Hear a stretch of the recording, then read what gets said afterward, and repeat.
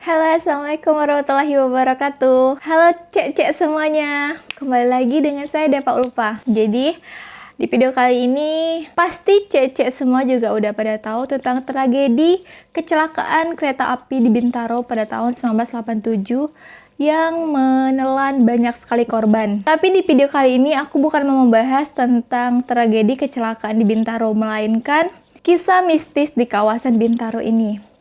Sebelum lanjut, kita intro dulu.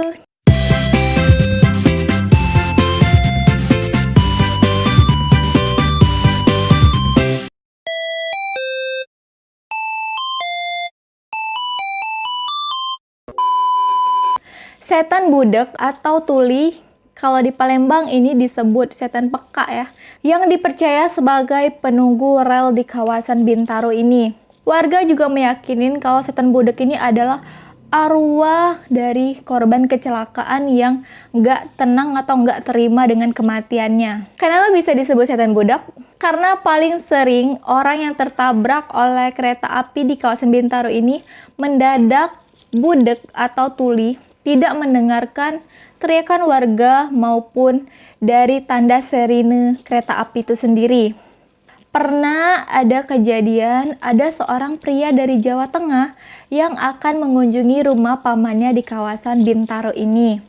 Di saat perjalanan ingin melewati kawasan rel kereta api ini, di saat berjalan nih, tiba-tiba ada kereta yang melaju ke arahnya. Kereta ini pun udah ngasih tanda dengan ngehidupin sirine bahwa dia mau lintas.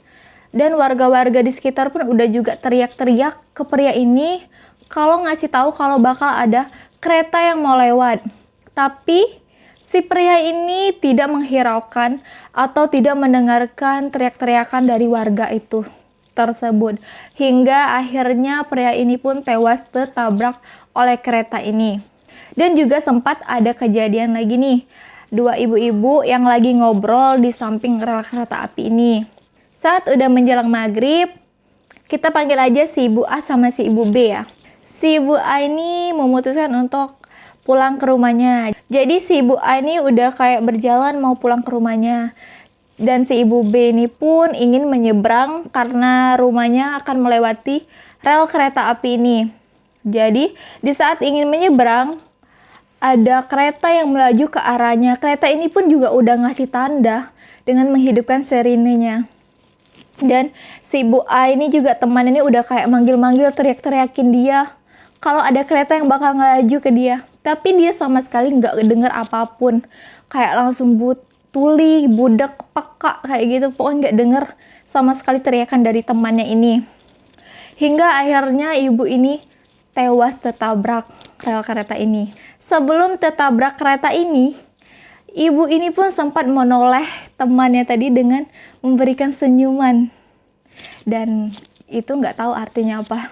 Dan diduga korban-korban ini pun telah dirasuki oleh setan budek ini. Dan itulah kenapa setan ini disebut setan budek. Karena kebanyakan korban kecelakaan yang terjadi di sini itu semuanya kayak langsung bedadak budek, nggak denger sama sekali. Kayak nggak denger sama sekali apapun. Setan budek ini juga nggak pilih-pilih dalam memilih korbannya. Mau kecil, besar, dewasa, ibu, bapak-bapak, orang tua. Pokoknya semua orang yang melintas di rel kereta ini. Dalam catatan, korbannya ini nggak fokus. Jadi setiap orang yang lengah atau nggak fokus bakal dirasukin sama setan budek ini. Dan itulah fokus tuh penting banget, apalagi kalau lagi dalam perjalanan. Jangan mau main HP atau lengah sedikit pun. Kalau kita bersalawat lebih baik. Anehnya, korban kecelakaan yang berjatuhan di kawasan Bintaro ini terjadi pada awal dan akhir tahun. Dan karena inilah warga pun mengadakan pengajian setiap bulan Oktober. Dalam pengajian ini pun warga memotong kepala domba dan menguburnya di dekat kawasan kecelakaan ini. Mungkin sebagai sesajen untuk setan budek itu. Sebenarnya sampai sekarang pun kisah ini masih menjadi mitos. Jadi kalau kalian mau percaya boleh, kalau nggak percaya juga nggak apa-apa. Oke, sampai di sini aja ceritanya. Untuk yang belum subscribe, silahkan subscribe dulu agar saya lebih semangat untuk menyampaikan cerita-cerita mistis lainnya. Oke, wassalamualaikum warahmatullahi wabarakatuh. Dadah!